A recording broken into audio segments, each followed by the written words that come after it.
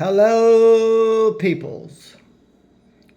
I have, quite by accident, conducted a psychological experiment using, with 3 baby chickens. And I'll spare the details, but I had 3 baby chickens in a cage by themselves. And I was going to let them out so they could run the whole backyard. And I opened the door to the cage. And the first day, they refused to leave the cage. So on the second day, I decided I would force them out of the cage. And I did so. And they got picked on by the other chickens, and especially a couple of old mother hens with babies. So they were picked on. And that afternoon, they managed to find their way back up into the cage. And all the next day, yesterday, they stayed in the cage. And today, they are still in the cage because they have a false sense of security within the cage they have been living in.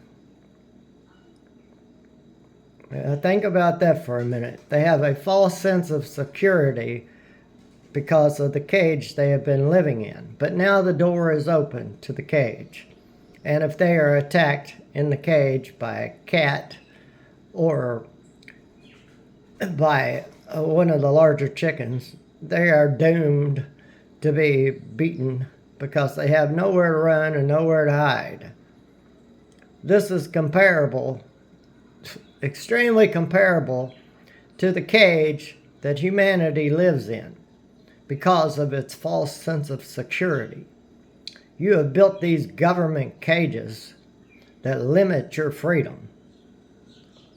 And you think because you have been safe up to a point inside of that government constructed mental cage that you cannot have safety unless you have this cage called government to provide you protection. It's the same scenario. The baby chickens think they are safe in that cage because they had been saved. But now the door is open. Just as if the government cage you exist in, if the door was open for where that very same government puts you under attack, you are doomed. You've got nowhere to run and nowhere to hide.